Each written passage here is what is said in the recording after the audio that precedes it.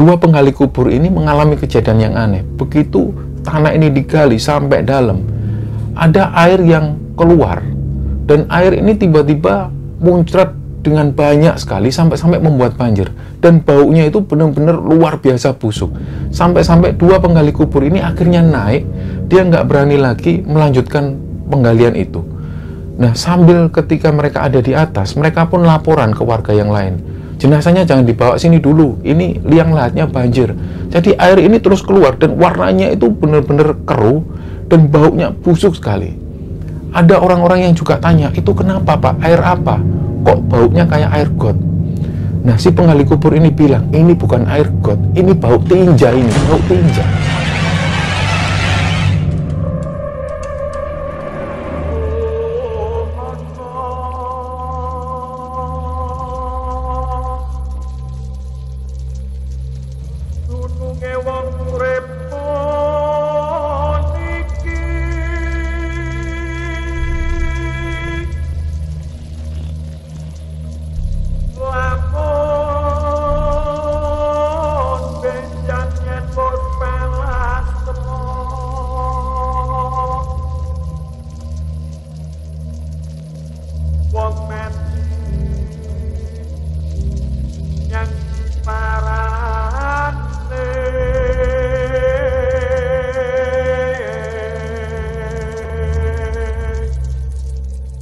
Bismillahirrahmanirrahim. Assalamualaikum warahmatullahi wabarakatuh. Sobat Gembara Sunyi dimanapun berada, pada kesempatan kali ini kami akan bercerita tentang sebuah kisah yang dikirim oleh Sobat Gembara yang bernama Heri dari Surabaya, Jawa Timur. Sebelum kita masuk ke ceritanya, untuk teman-teman yang nonton tayangan ini dan belum subscribe, jangan lupa untuk subscribe lebih dulu agar channel Gembara Sunyi ini lebih berkembang lagi dan kami lebih bersemangat lagi dalam membuat konten-konten terbaru di Gembara Sunyi. Dan untuk teman-teman yang telah mendukung kami sejauh ini, kami mengucapkan terima kasih banyak. Semoga amal kebaikan teman-teman dibalas kebaikan berlipat oleh Allah Subhanahu wa Ta'ala.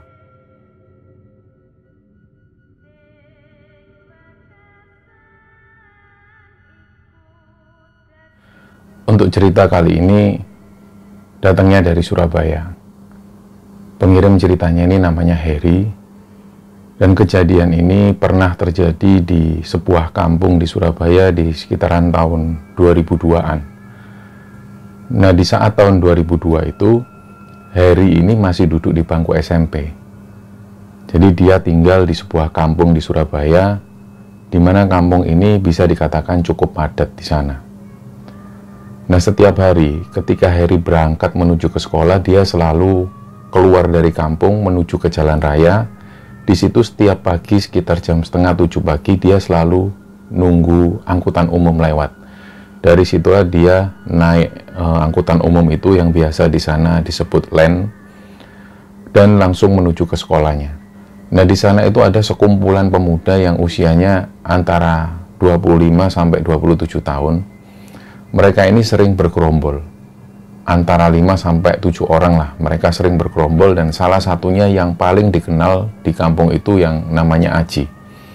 Nah, Aji ini dari dulu, dari zaman SMA, dia dikenal anak yang nakal, selalu bikin onar di kampung tersebut.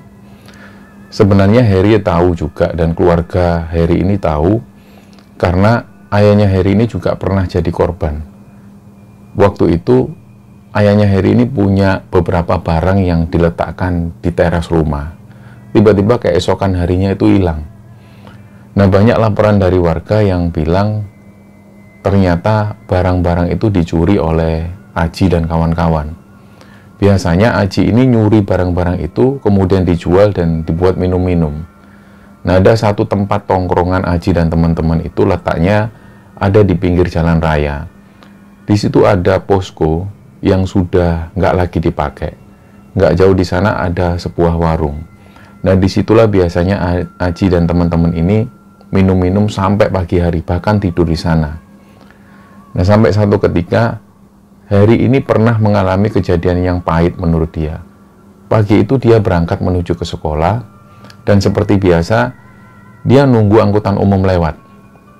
Nah, begitu dia nunggu, dia tahu bahwa Aji dan teman-teman ini tertidur di posko tersebut. Mungkin semalam habis mabuk-mabukan, karena banyak sekali botol-botol minuman keras berserakan di sana. Ternyata pas lagi nunggu, belum sampai 5 menit, angkutan umum ini belum datang. Ternyata Aji itu bangun, dan salah satu temannya ini bangun, langsung manggil si Heri, Her, Reni Her, dengan bahasa Surabaya, Reni Her. Nah, Heri ini sudah takut, karena Aji dan teman-teman ini sudah dikenal banyak orang, terutama warga yang ada di sana, sering minta-minta uang ke anak-anak yang lewat. Nah, dari situ Heri ini sudah mulai merasa nggak enak, dan dia dipanggil lagi, gini Her. Jalanlah Heri menuju ke sana. Opo cak? Ada apa cak? Gini duitmu, gini sangumu. Jadi uang sakunya Heri ini diminta. Nah, akhirnya Heri terpaksa melawan. Lah aku iki gawe numpak bemo cak, gak ono duweke cak. Wes kene duitmu kene. Cukup gawe numpak bemo ae. Jadi pada waktu itu Heri cuma dikasih uang untuk transport, naik angkutan umum, sedangkan sisanya diambil semua oleh Aji dan kawan-kawan itu. Nah, Heri waktu itu mengungkapkan dia ini sempat sedih, dalam hatinya itu pengen nangis, tapi karena dia itu laki-laki, dan selama ini dia nggak pernah nangis dengan hal-hal semacam itu, jadi dia ngempet, dalam hatinya ngempet. Nggak lama kemudian angkutan umum ini datang, sampai di sekolahan, itu dia masih menahan rasa sakit hatinya. Begitu sampai di sana, si Heri ini bingung, ini nanti pulang naik apa, karena dia sudah nggak punya uang lagi. Untungnya ada satu temannya Heri ini yang kebetulan rumahnya nggak jauh dari rumahnya Heri, dan waktu itu menangkap dari wajah Heri. Ditanyalah, kamu kenapa Her kok sedih gitu? Diceritakan semua bahwa uangnya ini habis diminta oleh preman kampung di sana yang namanya Mas Aji. Nah, dari situlah temannya ini ngasih uang, ya sudah gampang lah, tak kasih uangku dulu. Nah, hari itu Heri berhasil pulang, tapi Heri ini nggak cerita ke orang tuanya bahwa pagi itu uangnya diminta oleh Aji dan teman-teman. Nah, suatu ketika ada tetangga dari Heri ini yang meninggal, dan kebetulan di tempat pemakaman itu memang nggak ada yang ngurus secara resmi, jadi hanya orang-orang serabutan yang ditugaskan di sana. Dan waktu itu Pak RT ini butuh untuk orang yang membersihkan keranda dan perlengkapan jenazah lainnya. Nah, untuk membersihkan keranda ini memang ada uangnya. Nah, ketika ditawarkan ke orang-orang ternyata nggak ada yang mau. Nah, waktu itu mungkin karena si Aji ini mungkin lagi butuh uang. Jadi Aji ini mengajukan diri ke Pak RT. Awalnya Pak RT karena tahu tabiat Aji dan teman-teman seperti apa, Pak RT awalnya nggak mau. Di samping itu juga Pak RT ini cuma butuh 3 orang. Sementara Aji dan teman-teman ini datang dengan rombongan 7 orang. Nah, Pak RT awalnya menolak, tapi karena Aji ini terus memelas, ngomong ke Pak RT, daripada saya nyolong Pak, lebih baik saya bantu-bantu di sini Pak, nyuci-nyuci apa, nyuci-nyuci keranda, membersihkan kuburan, enggak apa-apa Pak. Nah, dengan pertimbangan itu, di samping itu juga Pak RT ini juga mikir, ini selama ini memang nggak ada yang ngurusi makam ini. Akhirnya ya sudahlah, Pak RT pun ngomong ke Aji dan teman-teman dengan banyak-banyak syarat yang diajukan ke Aji dan teman-teman. Nah, awal pertama Pak RT bilang, coba kamu urusi 3 bulan dulu Ji, kalau memang nggak ada masalah ya sudah, jalan lagi terus. Nah, mulailah Aji ini lebih banyak menghabiskan waktu di areal pemakaman. Jadi ada pemakaman di sana, dan di samping pemakaman itu ada bangunan yang sudah dibangun keramik. Di samping itulah ditaruh keranda dan juga peralatan jenazah. Nggak jauh dari situ ada lapangan kecil, yang lapangan kecil ini entah milik siapa, tapi biasanya anak-anak yang ada di sana itu main di lapangan tersebut. Nah, begitulah Aji dan teman-teman akhirnya ngurusi beberapa peralatan pemakaman itu. Jadi hampir setiap hari mereka habiskan waktu di sana. Nah, sampai satu ketika ada 1 orang di sana. Nah, si orang ini atau pemuda ini usianya sama dengan Aji, karena dia dulu satu SMA dengan Aji. Namanya Bowo. Nah, si Bowo ini mohon maaf, pada saat itu mengalami gangguan kejiwaan. Tapi cerita dari orang-orang dulu, sebenarnya Bowo ini baru mengalami gangguan kejiwaan ketika ayahnya meninggal. Dulu ketika SMP sampai SMA, Bowo ini aktif sekali di masjid. Bahkan pada saat itu, pada saat SMA, Bowo ini sempat ngajar ngaji anak-anak kecil. Karena ayahnya Bowo seorang imam di masjid tersebut. Jadi Bowo ini dikenal pendiam pada saat itu, pendiam, baik, dan selalu nurut dengan orang tuanya. Dan sehari-hari aktivitasnya selalu ngajar ngaji di masjid tersebut. Sampai satu ketika, ada satu kejadian. Jadi seperti biasa, hari itu hari Jumat, Bowo ini sudah ngajak ayahnya untuk pergi ke masjid. Ayahnya Bowo pun langsung segera menuju ke toilet, beliau mandi, dan setelah mandi, Bowo gilirannya mandi. Setelah itu, setelah Bowo keluar dari kamar mandi, Bowo ngelihat ayahnya itu sudah bersiap-siap, pakai wewangian, pakai peci, pakai baju takwo, dan pakai sarung, dan nunggu Bowo di ruang tamu. Jadi ayahnya duduk di sana, sedangkan si Bowo ini mensegerakan untuk pakai baju dan pakai wewangian. Begitu Bowo keluar dari kamar, dilihat ayahnya itu tertidur. Dibangunkanlah, ayo ya, berangkat ya, sudah mau adzan. Nah, ayahnya Bowo ini diem. Disitulah dipegang tangan ayahnya, dan ternyata tangan ayahnya ini sudah dingin. Langsung Bowo ini teriak-teriak ke ibunya, Bu, ayah bu. Begitu ibunya keluar, ibunya juga kaget. Nah, ternyata hari itulah ayahnya Bowo ini meninggal. Dan setelah kejadian itu, 3 hari setelah kematian ayahnya, Bowo itu jadi orang yang pendiam dan mengalami gangguan kejiwaan. Sampai-sampai beberapa saat kemudian keluarga Bowo ini sempat membawa Bowo keluar kota di daerah Malang untuk dilakukan pengobatan-pengobatan pada si Bowo. Tapi ternyata belum juga reda.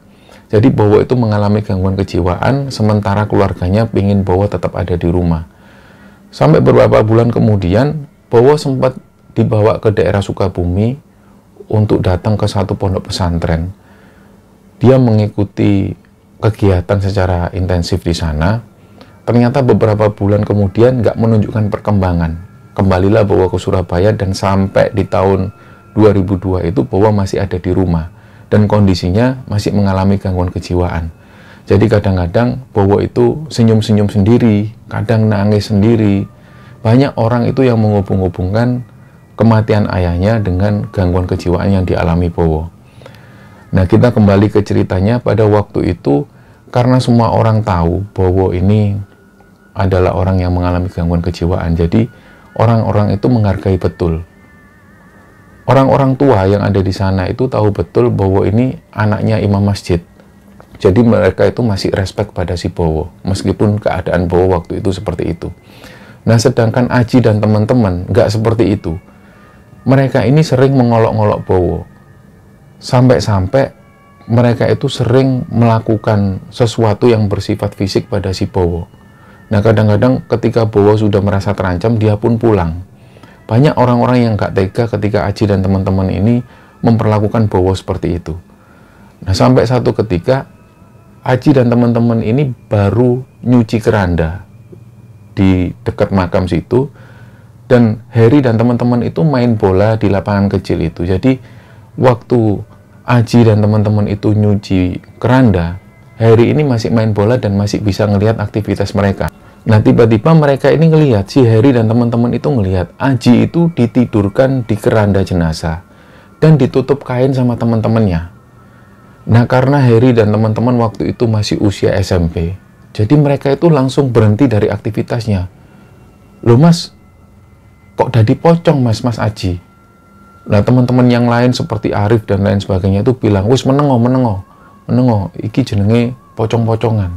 Jadi Aji itu dibentuk seperti jenazah, ditutup kain putih, dan nggak lama setelah itu salah satu temannya ini yang namanya Arif keluar dari makam, nggak tahu kemana. Sekitar 5 menit kemudian Arif ini nyeret si Bowo. Bowo itu diseret dan langsung diletakkan di depan si Aji yang sudah ditutup kain putih itu. Dan waktu itu si Arif bilang, iki loh, Aji mati. Sedangkan Bowo waktu itu kayak orang linglung. Langsunglah si Bowo ini tertunduk dan dia itu sempat nangis. Bowo ini sempat nangis menyangka bahwa waktu itu Aji ini benar-benar meninggal.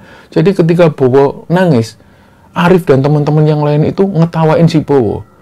Karena mereka tahu ini kan cuman prank. Ternyata Bowo itu nangis. Nah, nggak lama setelah itu, tolong sembahyang ngono Aji sakno tolong kamu sholati Nah, ternyata waktu itu Bowo ini langsung minta sarung dan peci.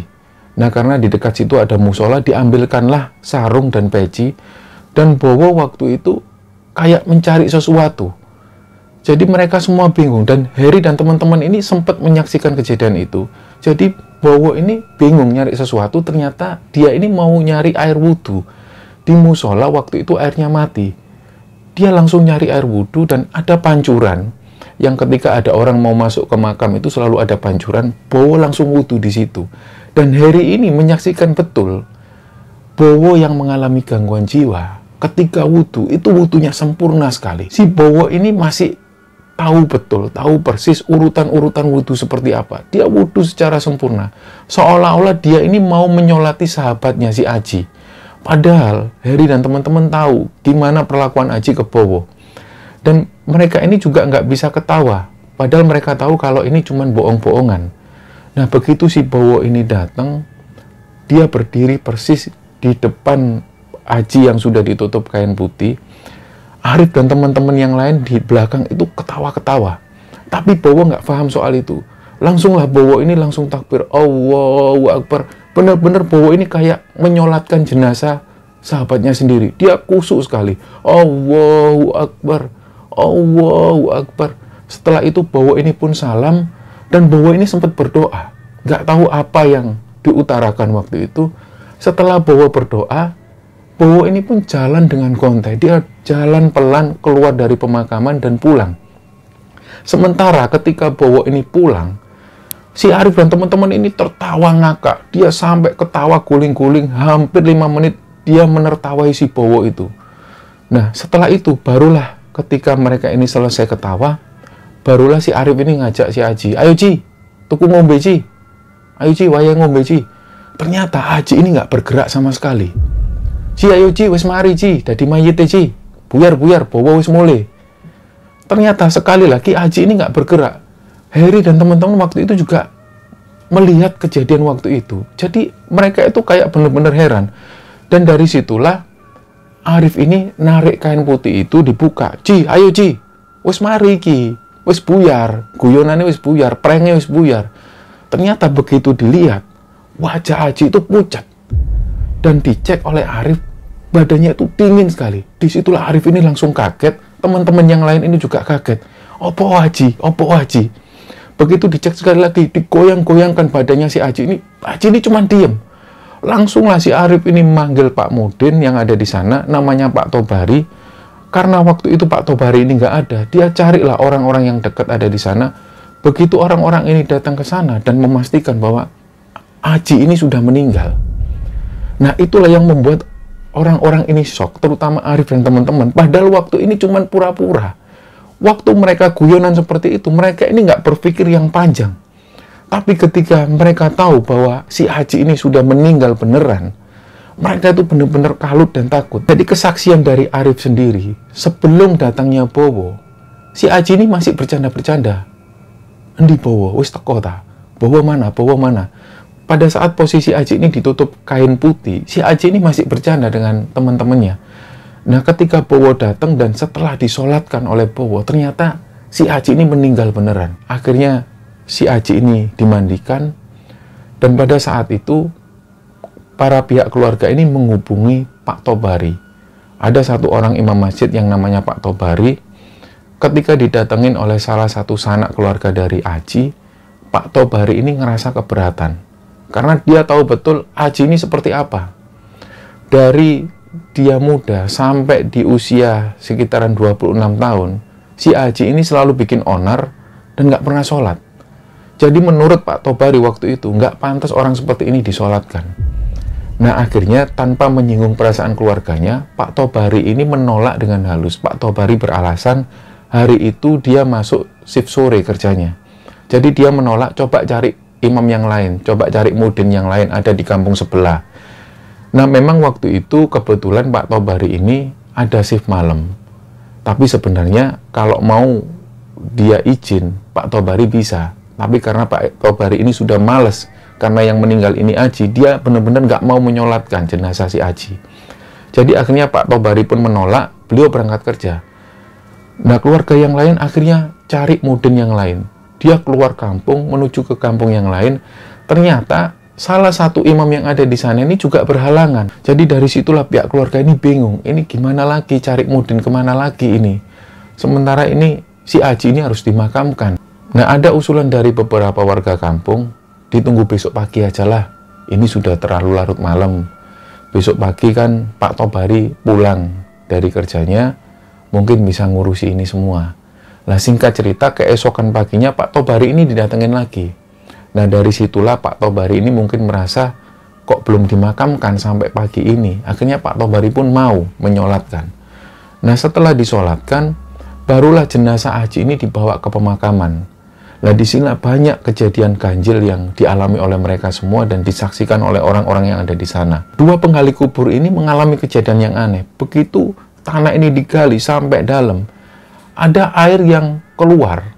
Dan air ini tiba-tiba muncrat dengan banyak sekali sampai-sampai membuat banjir. Dan baunya itu benar-benar luar biasa busuk. Sampai-sampai dua penggali kubur ini akhirnya naik, dia nggak berani lagi melanjutkan penggalian itu. Nah, sambil ketika mereka ada di atas, mereka pun laporan ke warga yang lain. Jenazahnya jangan dibawa sini dulu, ini liang lahatnya banjir. Jadi air ini terus keluar dan warnanya itu benar-benar keruh dan baunya busuk sekali. Ada orang-orang yang juga tanya, itu kenapa Pak? Air apa? Kok baunya kayak air got? Nah, si penggali kubur ini bilang, ini bukan air got, ini bau tinja ini, bau tinja. Nah, dari situlah orang-orang ini juga heran. Air ini terus meluber. Dari situ penggali kubur bilang, ini saya nggak mau, nguras air ini saya nggak mau. Panggilkan tukang sedot WC aja, segera sekarang juga. Nah, karena orang-orang ini butuh cepat, dipanggilkanlah tukang sedot WC. Begitu truk sedot WC ini datang, disedotlah air di liang lahat itu. Sekitar hampir 1 jam barulah air ini mulai surut. Nah, dari situlah baru mulai dilakukan penggalian lagi dan jenazah ini pun didatangkan. Jenazah Aji didatangkan sekitar jam 12 siang barulah Aji ini baru bisa dimakamkan. Nah, bahkan ada bisik-bisik dari warga itu. Ini bau liang lahat itu kayak bau septic tank. Jadi seolah-olah Aji ini dimakamkan di septic tank. Ternyata malam itu megafon yang ada di masjid itu nyala sendiri. Tiba-tiba ada yang menyalakan. Nah, karena beberapa orang sudah tidur, tapi ada juga beberapa warga ini yang masih belum tidur. Mereka ini dengar dari masjid itu suara megafon ini berbunyi, tolong, tolong, le, tolong, le. Suara itu benar-benar keras, kayak suara orang yang menyiarkan sesuatu dan tapi suaranya ini minta tolong. Nah, beberapa warga yang masih belum tidur, mereka pun langsung bergegas. Ini sopo tulinan megafon ini? Siapa mainan megafon ini? Bergegas menuju ke masjid, dan nggak lama setelah itu satu persatu dari warga ini pun datang. Sopo cak tulinan cak. Ternyata posisi masjid ini terkunci, dan begitu dilihat di dalam masjid nggak ada siapapun di sana. Nah, orang-orang ini heran. Itu siapa tadi yang mainan megafon masjid itu? Kok minta tolong, minta tolong? Setelah keadaan itu kembali tenang, ternyata sekitar jam 2 dini hari, megafon ini nyala lagi. Dan ada lagi suara minta tolong. Suaranya itu keras sekali, apalagi pada saat itu suasana kampung ini sepi. Ada suara minta tolong. Tolong, le, tolong, le, tolong, le. Terus seperti itu. Nah, beberapa warga itu juga ada yang memang sudah mulai takut dan menghubung-hubungkan hal ini dengan kematian si Aji.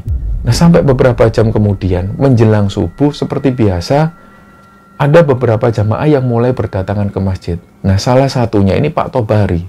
Karena Pak Tobari bertugas sebagai imam masjid, beliau jalan. Waktu itu sekitar jam 3:30-4-an, beliau jalan sendirian menuju ke masjid.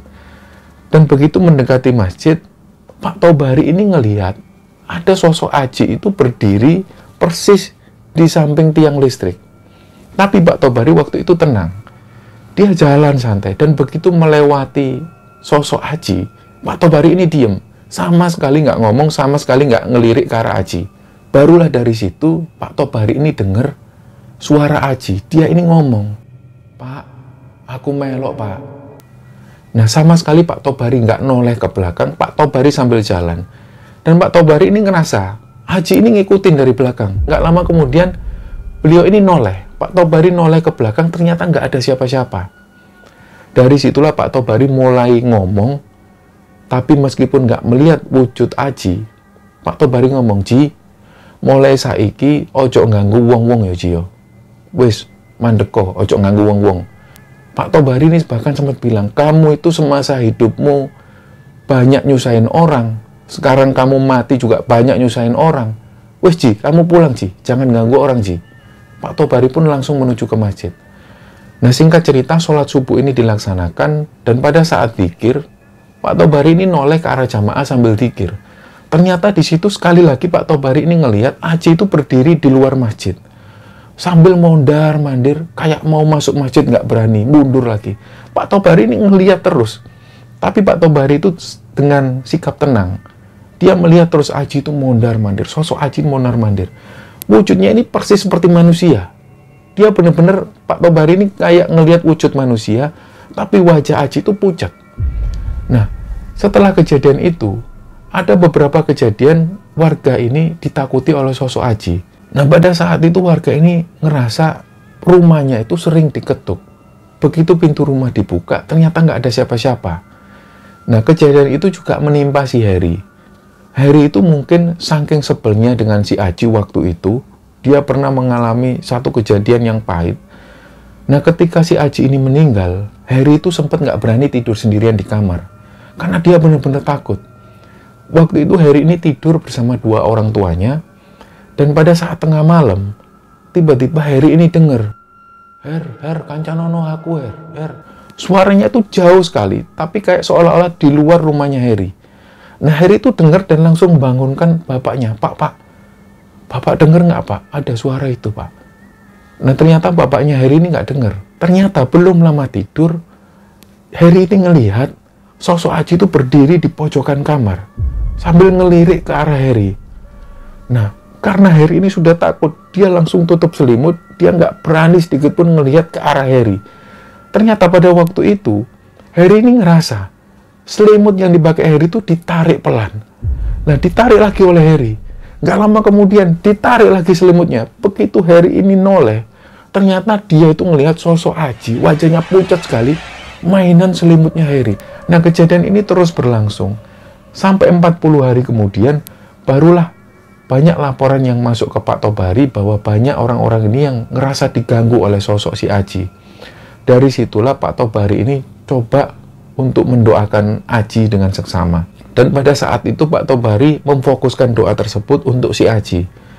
Nah, pada saat Pak Tobari ini bangun tengah malam sekitar jam 2 dini hari, Pak Tobari ini berdoa, dan doa ini ditujukan untuk Aji. Ternyata pada saat Pak Tobari ini berdoa, di luar itu ada suara benda yang jatuh. Tapi Pak Tobari waktu itu harus menyelesaikan doanya, dan selesai Pak Tobari berdoa, Pak Tobari pun keluar rumah. Ternyata di luar itu barang-barang yang ada di rumah Pak Tobari, terutama yang ada di teras, itu jatuh semua. Dan Pak Tobari ini nggak tahu siapa yang menjatuhkan benda-benda ini. Akhirnya dari situ Pak Tobari ini bilang, "Wes Yoji, leren Yoji, wes, iki terakhir, wes, ojo ganggu wong-wong maneh." Pak Tobari pun masuk dan beliau pun melanjutkan tidur. Nah, ternyata setelah hari itu masih ada warga ini yang diganggu, tapi nggak seperti sebelum-sebelumnya. Kadang-kadang ada warga yang ngelihat ada cowok, sosok cowok ini mirip sekali dengan Aji. Dan dia ini duduk-duduk di pojok kampung. Dia duduk seperti orang linglung, kadang-kadang berdiri. Dari situlah orang-orang yang mau masuk gang ini agak takut. Karena dia itu bisa ngelihat jelas sosok laki-laki ini wajahnya persis sekali dengan Aji. Dari situlah banyak orang ini yang nggak berani lewat situ, akhirnya muter lebih jauh. Nah, sampai pada satu ketika, di sekitaran tahun 2015, pada waktu itu Heri dan keluarga ini mau pindah rumah.